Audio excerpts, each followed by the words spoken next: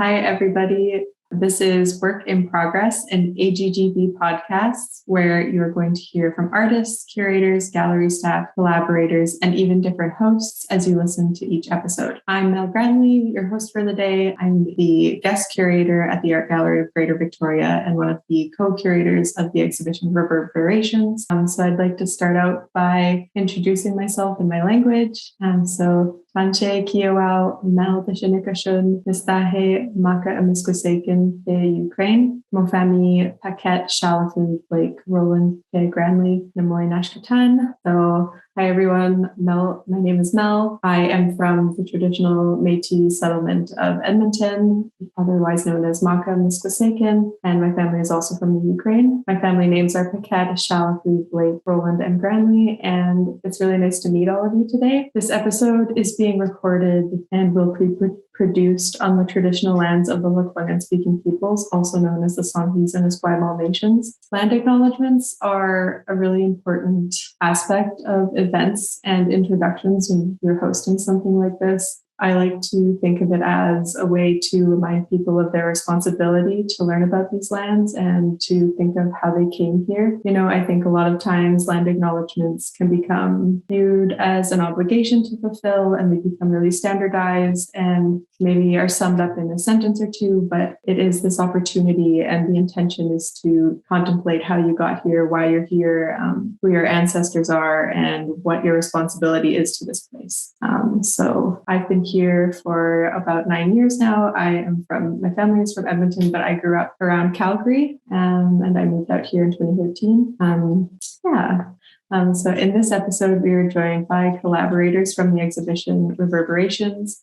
This exhibition aims to bring fresh eyes and minds to the AGGV's permanent collection. This exhibition was not only a chance for the gallery to offer its collection as a resource for building new relationships within local communities, but also an opportunity for these artists to bring their own work into conversation with historical and contemporary art objects from the collection that they felt a resonance to. Here today are several of the artists who are invited to select from the over 22,000 objects in the AGGV's vault to share more about their experiences diving into the basement archives. So we're lucky to be here today with Emily Gein, Estreva Lupino-Smith, and James Rodriguez. They are three of the artists that we worked with on this exhibition, and I will ask them all to introduce themselves. My name is Estreva Lupino-Smith. My pronouns are they and them, and I'm a settler of Italian, Scottish, and Irish descent. My family immigrated to Canada in the 1950s, and I am based here in Lekwungen territory, and I've been on these territories for almost 5 years. And I'm originally from Takaranto, which is Dishwik-Wanspoon territory, which is where I was born and grew up. My name is Emily Gein. My pronouns are she and her. I am of English, French, and Irish ancestry, and my family is settled in the Okanagan Valley or Syilx territory. And that's where I grew up and until I finished my undergraduate degree. And then I moved to Victoria or Lekwungen territory for my graduate degree at the University of Victoria. And that is also where I teach now. I teach photography and video art mostly there. And it's coming up on close to 9 or 10 years that I've been here. So. Hi, my name is James Rodriguez. Rodriguez is a Spanish name from my dad, who comes from El Salvador. And I've been located here in the Lekwungen territories for 10 years. I have been doing poetry and mostly spoken word for since 2017. So I'm not sure how many years is that because I'm not very good at math, but basically a little hot minute. That's amazing. I'd like to set the stage a little bit for people listening in on how this process worked. So this exhibition began with a conversation in a backyard between my co-curators, Nicole Stanbridge and Hung Wu. where they had the idea to bring different generations and communities in to look at our collection and create artwork in response. The idea was to create a dialogue between artwork and artists, as well as keeping our collection alive. Collections are often stuffed away into a vault, underutilized and unseen. What was the process of selecting an artwork from our collection like? Sorry, I could start off with this one because for me, first of all, I have always had such a soft spot for sculpture, and I wish that it was something that I could go into more as my journey with art moves on, and I probably will. But just everything that you brought out in the pictures for me to look at was just so like me. I loved it. It was just such interesting works with glass and light. And I really loved that. I feel like that really connected to already kind of what my writing is inspired by. And the two works that really stuck out for me, I think were just the ones that I chose immediately was the Home is Office and Soft Works for Complicated Needs by Robert Eudes. And yeah, they were just so beautiful to me. And I feel like both Mel, we talked about the titles of them and how that also just, we felt really connected to that. And I just feel like it worked out so perfectly because first, the Home is Office. It was made in 2001, but that sculpture is so interesting because just the title Home is Office. And, when I looked at that picture of it at first, I felt like my interpretation was it was like someone took the roof like off of an office room and you were like kind of looking into like an abstract little office. And so once again, even though it was made in 2001, I felt like that was really special to what's been going on right now. And in 2022, I feel like, yeah, we are opening up a little bit more from everything that's been going on. But I feel like there's a lot of individuals that are still, homebound. And, like me, I other than my work in poetry, I just work a full-time retail job. So I just go to work and I come home and that's it. Not, just because that's all I really have to do. So I think that it still is interesting to have those conversations of what has it been like to be working from home. I think we've talked about that a lot. I feel like I've heard so many people talking about, the phrase we're working at home, but that's so different for all of us. And for some of us, it's like totally brand new. We've never worked at home before. And so it can feel really isolating.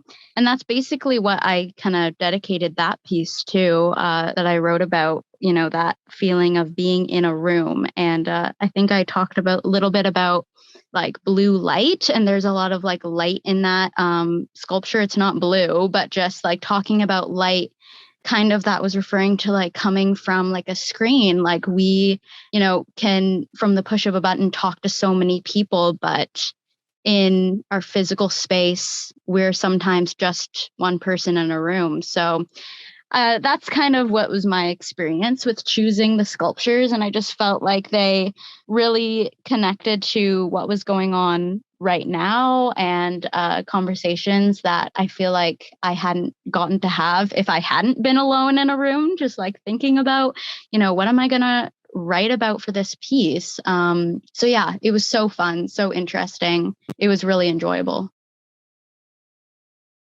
It was really fun for me too, because I'm newer to the gallery. So when you gave me your keywords, I was able to explore the collection more and see the variety of items that we had. And I remember I sent you the list of items and you emailed me back and you were like, I like all of them. Yes, yeah. We had to narrow it down.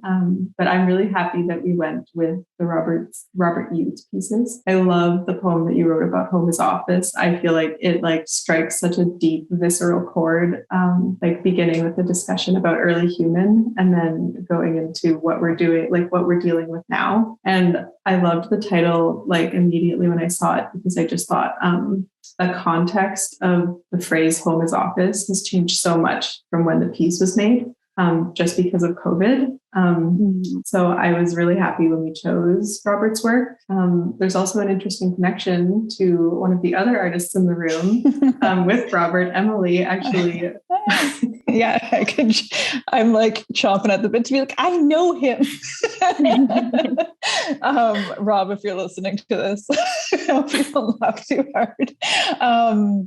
Or I hope you do. Yeah, James, I was so like pleased to see that you chose Rob's work, because I got to say I bookmarked his work too, because he was my grad supervisor when I was doing my master's at UVic. But I was like, I don't know if I want to pick my grad supervisor's work for my response piece. Sorry, Rob. But yeah, like I was just so pleased to see that you did, because then I got to be like neighborly with Rob in the gallery in the end. And also I was just like so enthused to see like the relationship to James's poetry, because Rob is totally a poet as well. Like he had a work at Open Space, I forget what year, but it was like projected text and it was in blue. And it filled like the gallery wall. And I forget what the text was about, but there's definitely like kindred spirits there. That's so amazing. I had no idea that he worked with poetry. That is so, oh my gosh, you learn something new every day. That's so awesome. Yeah, but anyway, so Mel, I could respond to that question as well of like, what was it like to select an artwork?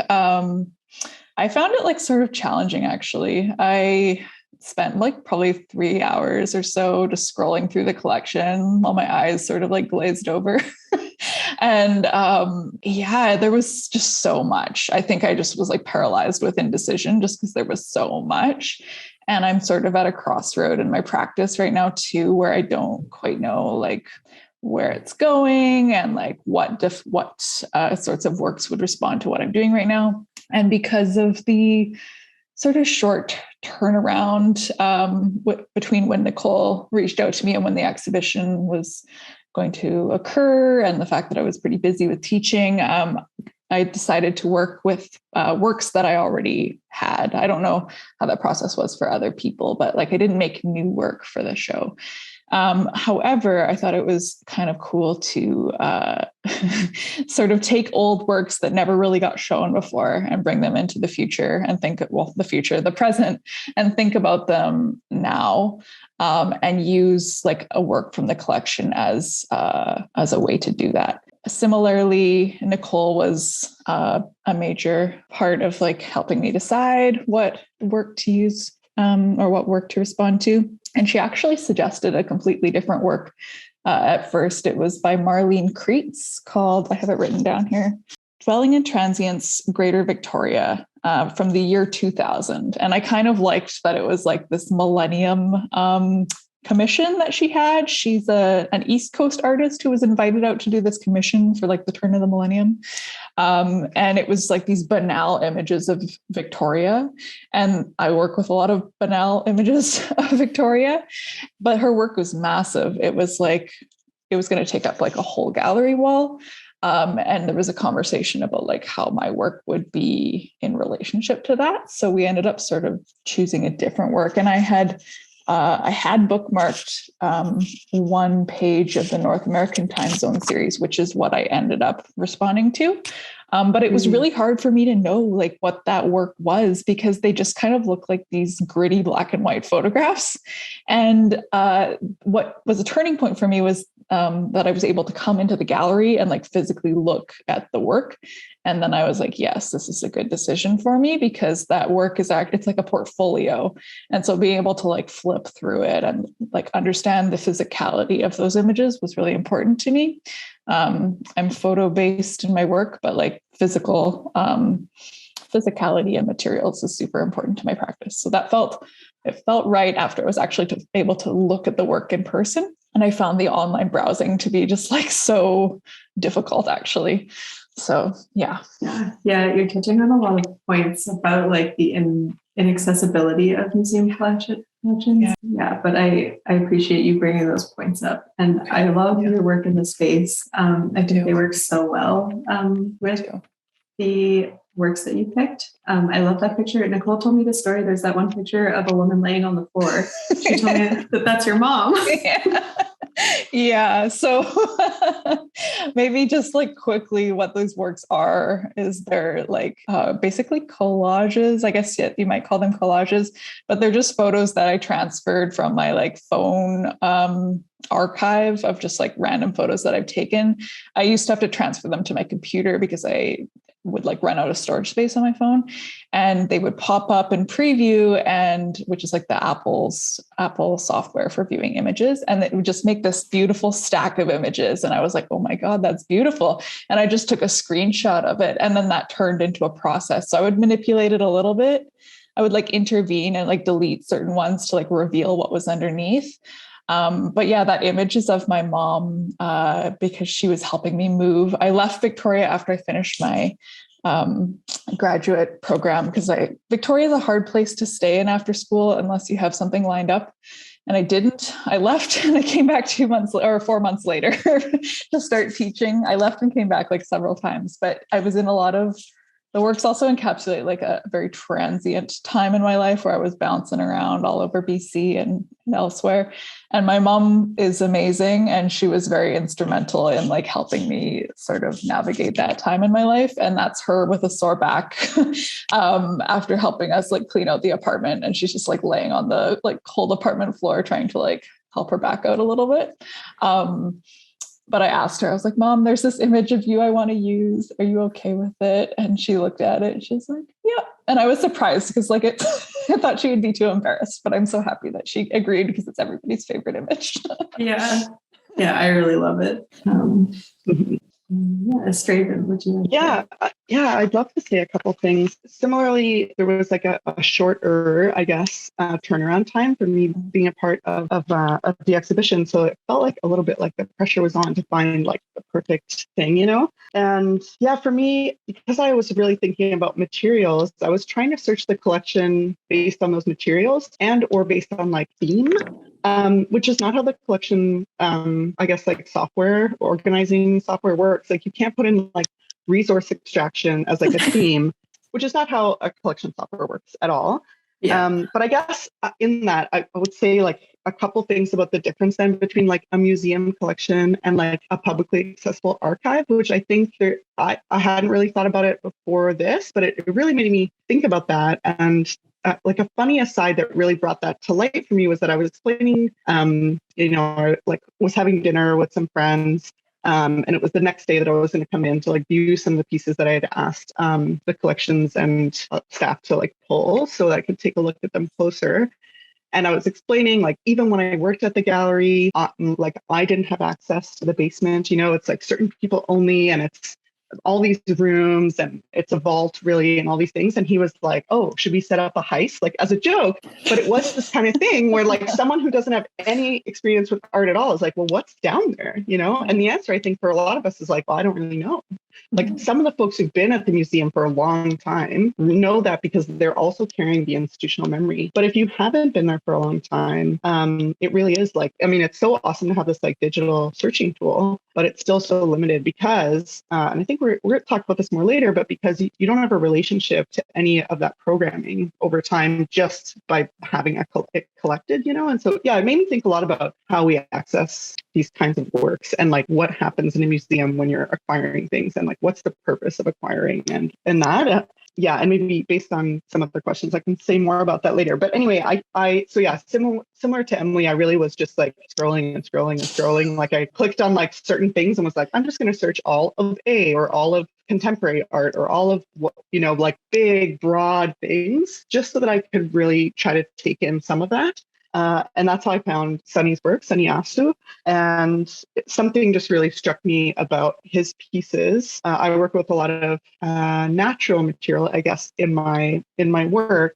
And so seeing these big pieces of cedar that are sort of displayed as masts, there was something, yeah, it just really resonated with me. And I was like, I want to see those.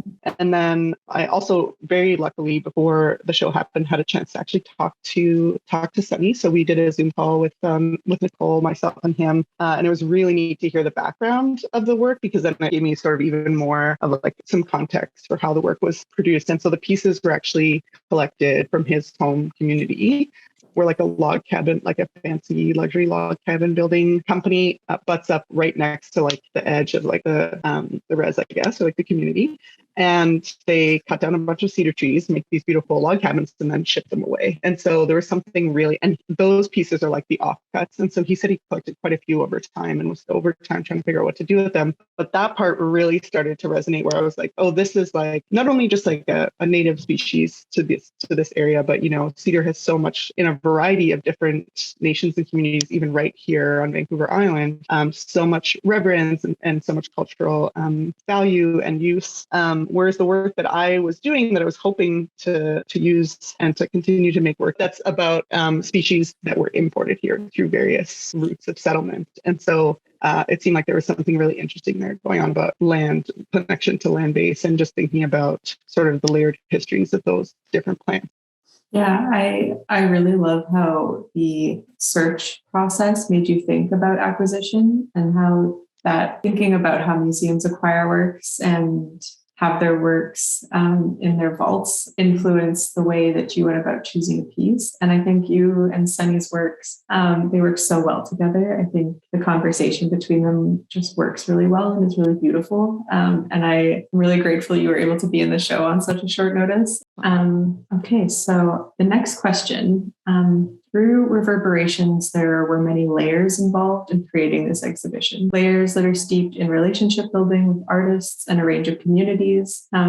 These are essential aspects to artistic and curatorial practices that often go unseen by the broader public. And arguably, this important process-based work has become more invisible to our audiences over the last year, as the AGGV and all museums have been forced to grapple with the challenges of surviving and maintaining relevance during the COVID-19 pandemic. In the spirit of offering some additional transparency of process, could you share a little bit more about what may have transpired behind the scenes as the exhibition took shape?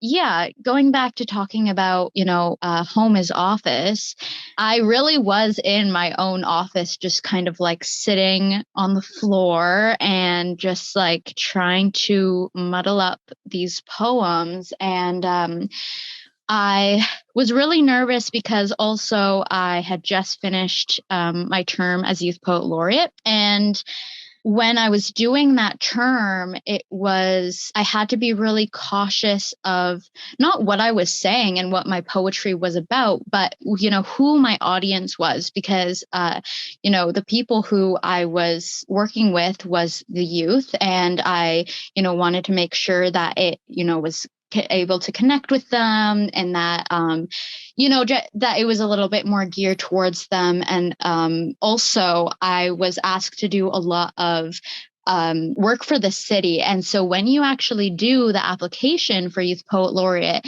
they ask you to submit or for me at least, they asked me to submit a poem that I would do in a casual setting and a poem that I would do in a professional setting, because I would be doing, I would be speaking for like city meetings as well. That's part of your duties being the Youth Poet Laureate. So I did have to kind of, think about what work I was choosing to perform. And so coming from that, and then like coming back into the world of like, okay, you're free, like just write whatever. I feel like when I was doing that term, I was a little bit restricted, that I wanted it to connect with them. And so there was some experiences that I held that I was really experiencing that moment, that I kind of wanted to like keep back for later.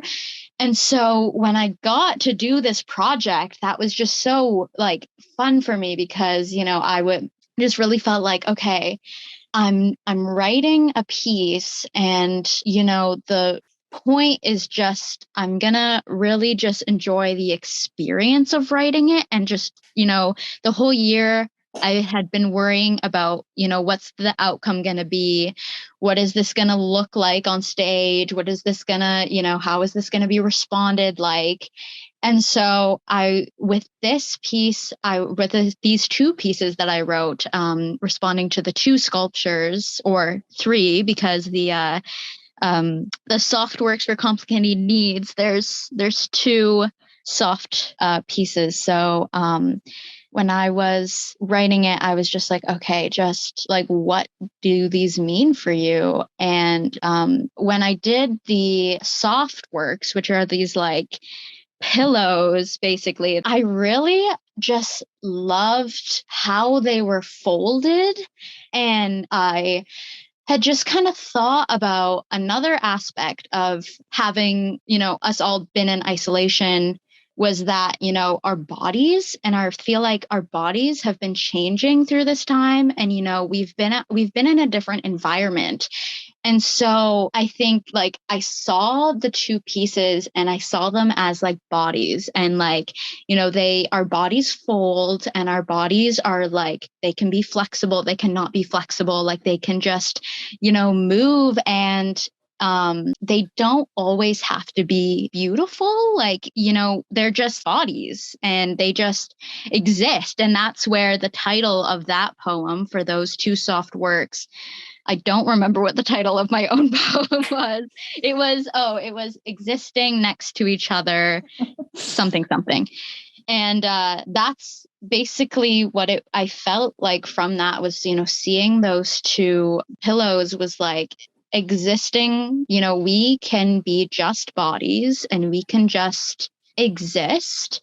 And even if we're next to each other, even if we're far apart, we're kind of all as one. And so that kind of brought me into like, that poem is a lot more writing about like nature and breathing and water and flowing and the moon, and how, we are water. And so the moon, affects us just like it affects the ocean. And so, those two pieces just really got me into like writing just for genuinely what I was interested in and what I wanted to write about. Same with Home is Office. Even just like I said before, it was made in 2001. And for me, that I was born in 2002. But that, like, I love that year just because I love film. I'm super interested in film. And whenever I see that year, I think of 2001: A Space Odyssey.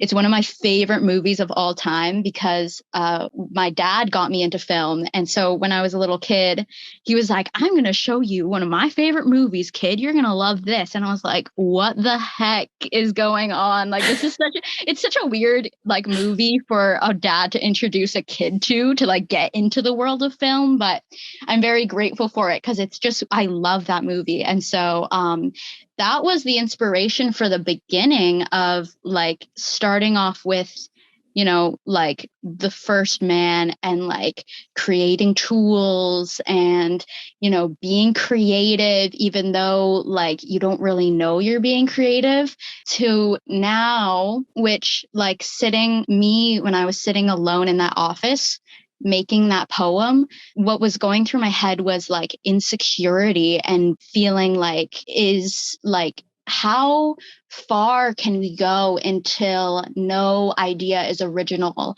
and until, we've just used all these materials up and there's nothing left to make? And, how can I be creative when, all these artists from before me have just already made the masterpieces, is basically what I was feeling like in my insecurity. And so I just kind of threw that into my writing, and it just came out as like, this piece about isolation and like, is there left to make in the office, which is what the title is called. And so, that was just, it was very interesting and such a like lovely experience to get back into really my own sort of style of writing. I love your reference to Space Odyssey. I think that's amazing. And I love that was part of the influence. I also think it is very interesting, like the lens that you were able to switch from being the Youth Poet Laureate, and that you sort of had to be more conscious of the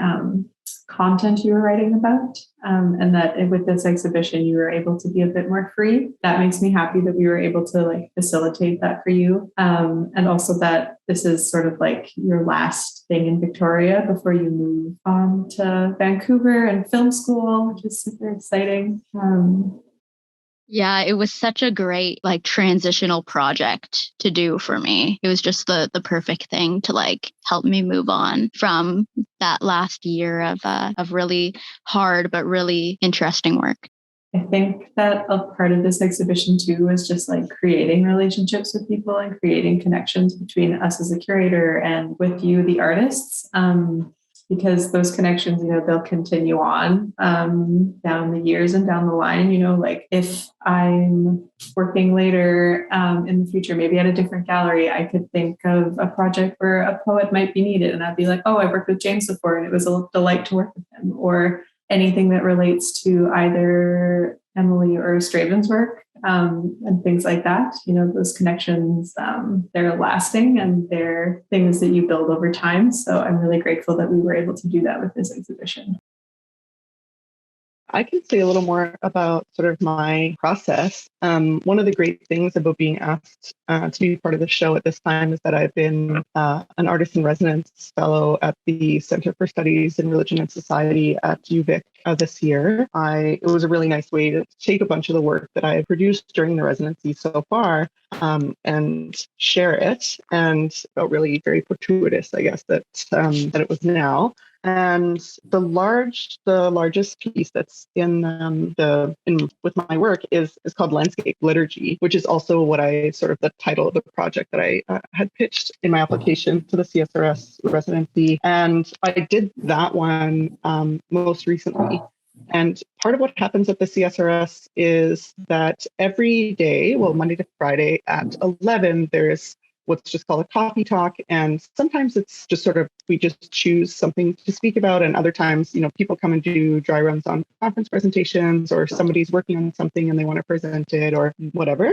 And so I actually set up my Loom. Actually, it was kind of lucky that we ended up doing most of the coffee talks after the winter break via Zoom, because even though I often was in my office down the hall, I set up one of the looms and actually wove while we were having these discussions. And so part of that was directly related to my project with the CSRS, which is thinking about weaving as a form of ritual, or kind of what gets tangled up when you're weaving. And so what ended up happening was that so much of the piece was actually produced while I was in conversation with all of these other fellows and the staff and scholars there at the center, thinking about really tough issues like climate change, religion, the war in Ukraine, and reconciliation, just like so many things. We really talk about all kinds of current events, I guess, not just like it's not really a theology place. Certainly I would have very little to contribute if it was. But yeah, so that I think was really neat. And so it's really neat to see it up and displayed and think about all those different layered conversations that happened while it was being produced. And just, I guess, in general, thinking about what happens, I guess, with my work where it's like making it with my hands, collecting things from the landscape, processing them with my hands.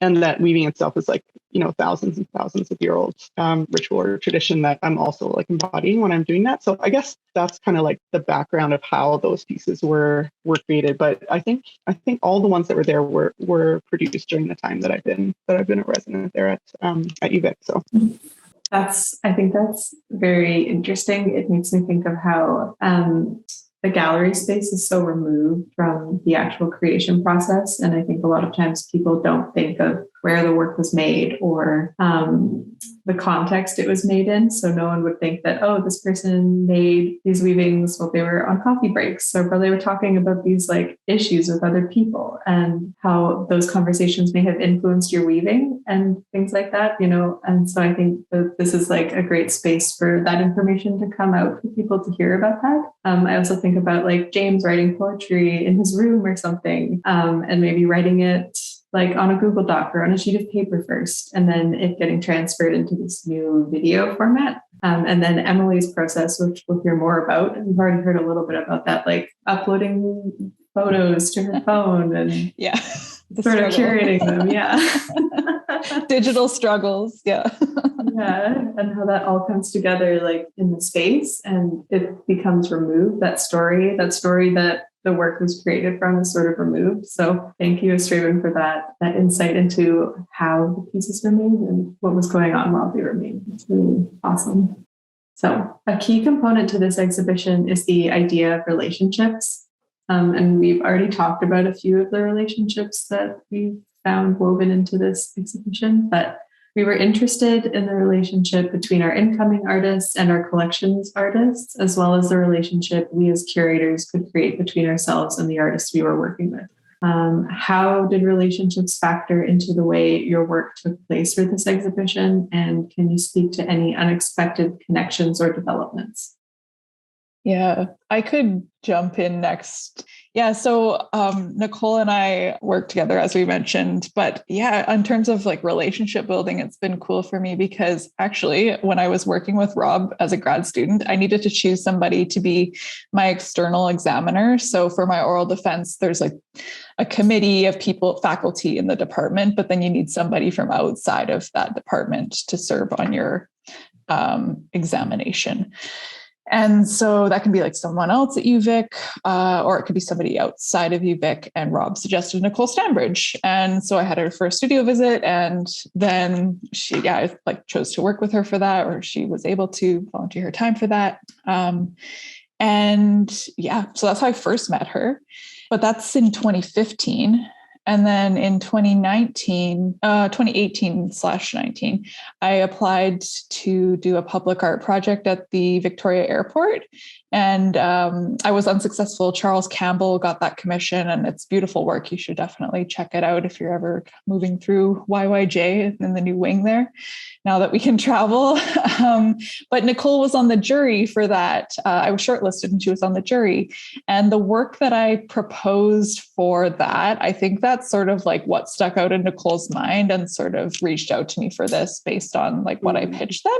So it's just cool for me as somebody who's been in the Victoria art community for a little while now to sort of see how these threads sort of continue over time. And as an artist, you get rejection, so you don't win them all, obviously. And I was definitely like really excited about that public art project, but it wasn't the time for me then. And it's cool to see how that sort of turned into something else and how the thinking that was going on then has come forward into the work that I showed in Reverberations. So for me personally, that's kind of cool. And yeah, it's been great getting to know Nicole better through this process. With your story about the airport artwork, it feels serendipitous, I guess, that you ended up in this exhibition. Totally. Yeah. And all three of you have works in the exhibition that are also connected to some sort of invitation to the public to create, contemplate, or engage more deeply with the exhibition to find their own reverberations, so to say. Would you like to comment on these participatory moments throughout the show or participatory artwork more broadly? Yeah, I really like that part of the show also. I think anytime that there's something people can engage with, even if it's not just that activity, but doing the activity just helps folks like linger and let them maybe process what else they're taking in the works themselves. And also just like a big part of my practice, I would say, is like a social practice kind of thing, either through doing like something that's like more formally a workshop or otherwise. And I think that part can be really transformational. I think that there's definitely something to just going and experiencing works and just letting, taking something in and taking a look at something that other people have created, especially in a show like this where there is this conversation happening between the paired work and then also all the work together in the show.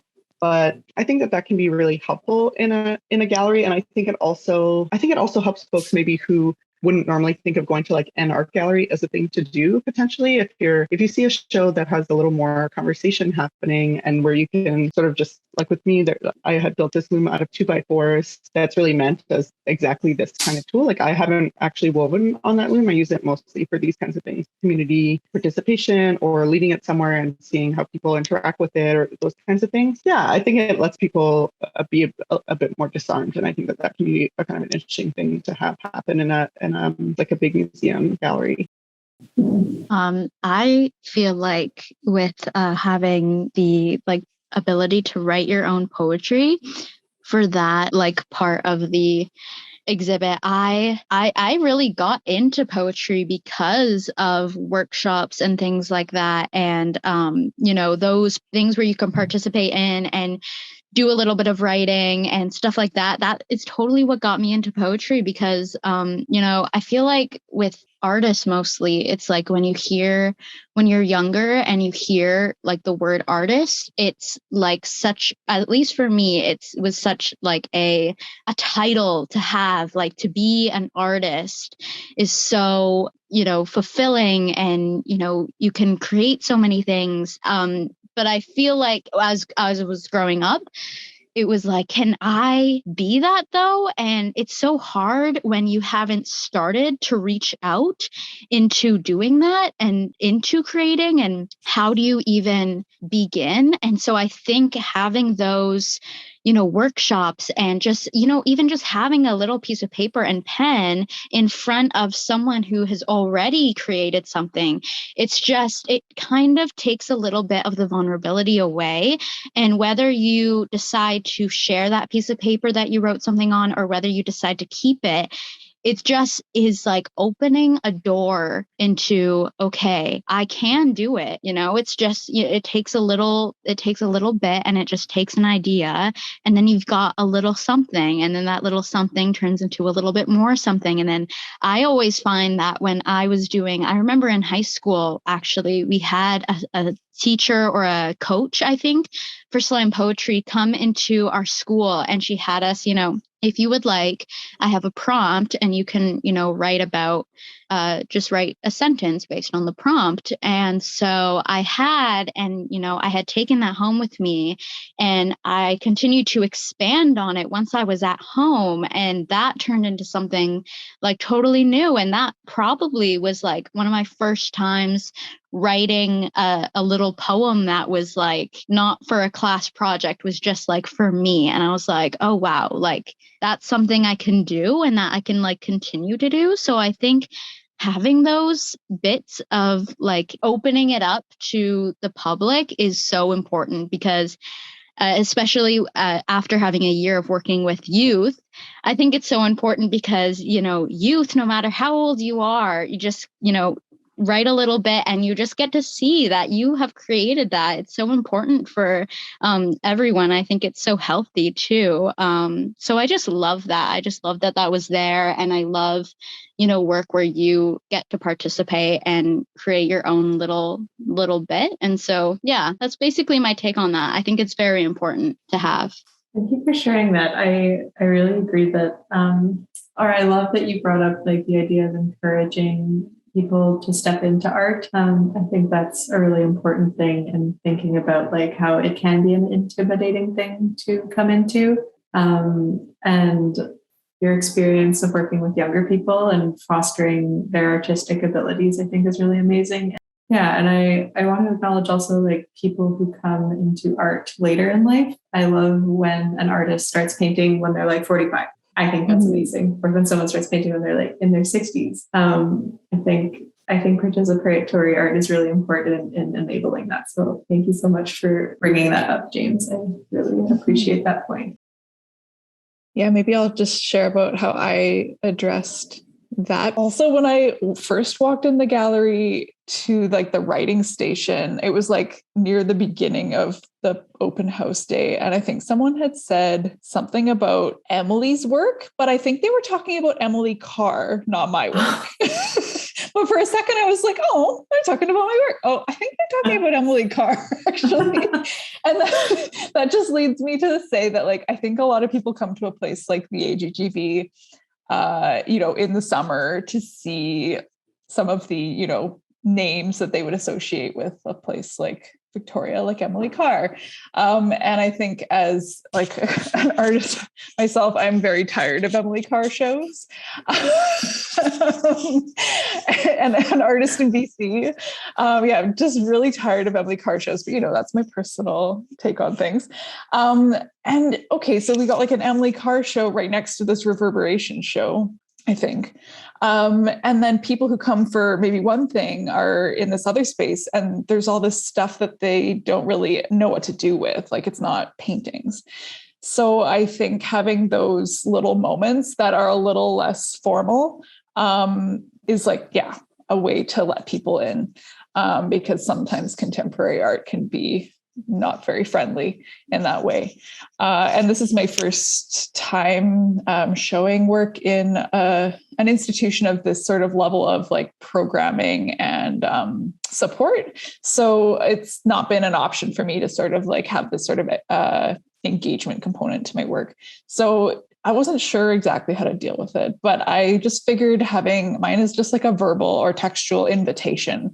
And I was thinking about how sometimes like interpretive panels are really opaque. Like I don't like reading them sometimes because it's always sort of the same language. And it's sometimes if it's just worded a little bit more casually or a little bit more in a little bit more of an open manner and inviting people in, that's maybe a little bit better. So that's what I chose to do. I just asked people to reflect on how they relate to their own image archives, and just got them ask people to think about their own personal images, how I think about my images, and question the role of digital technology and how they archive their lives. I thank you for bringing up this comparison that can be drawn between contemporary art and just more traditional art like Emily Carr and painting. I also have opinions about Emily Carr.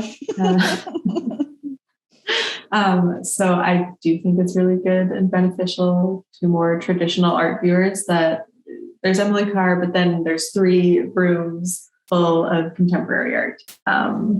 So I think contemporary art can be a lot for people to grasp and like digest initially.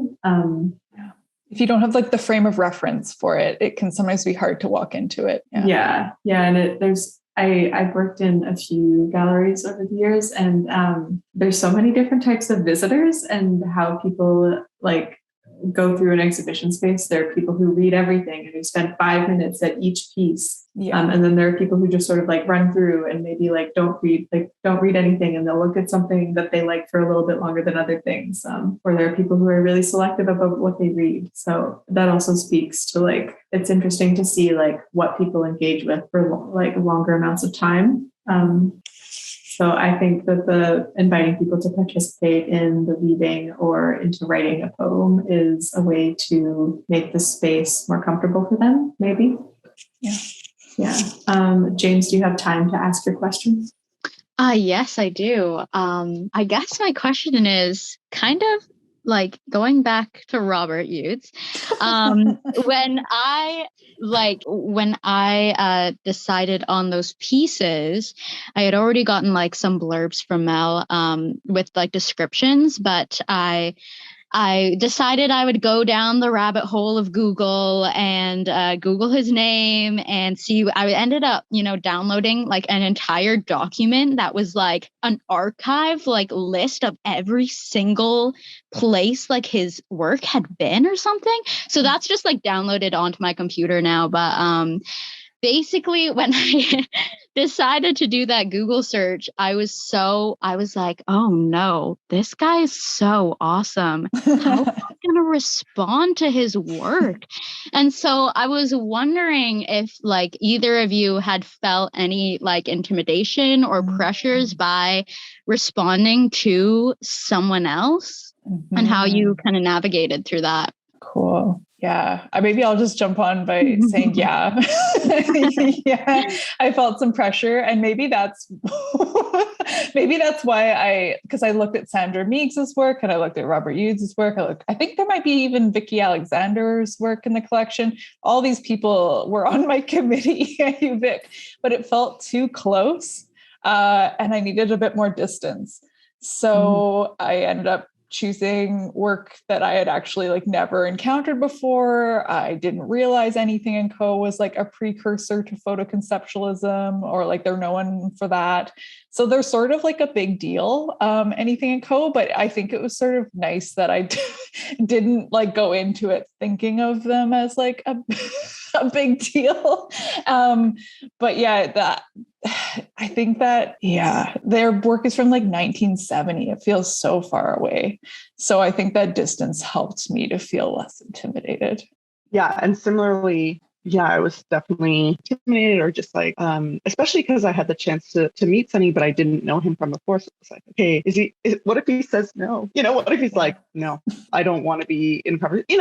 It seemed unlikely, but it's just like, maybe there might be something about what I presented that just wasn't part of how he envisioned his work being presented. And since he's a living person, that he was right there to get to have that conversation with.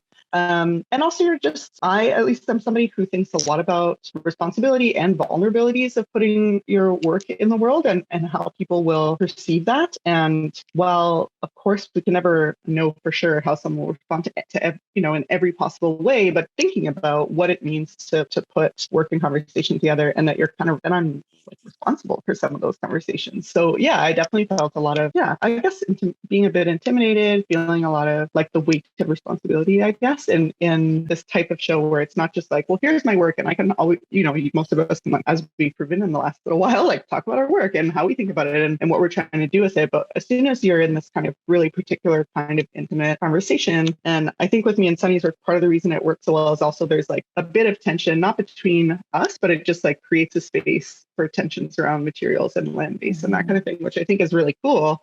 But again, with tension, there can be some, you're holding a space that can be a bit, well, you don't always know what will happen. So yeah, I'm so thankful for the way that it turned out. And yeah, I think I'm always a little bit nervous to share my work, not just in the like my heart, here you go, but or like, oh, I spent 1,000 hours making this thing and maybe it just won't be up to my own standards, let alone anyone else's. But also just that, that sense of responsibility, I think is always there. For sure. Yeah, that's so interesting. I definitely felt that. I mean, oh my goodness, just going through even more of Robert's pieces, I was like, what, just, they are so amazing. And I just fell in love with all of them. But that in itself made me really nervous about what I was going to be writing about, just because I was like, I hope it lives up to some sort of standard where like these beautiful sculptures are just like so unique and fun to look at.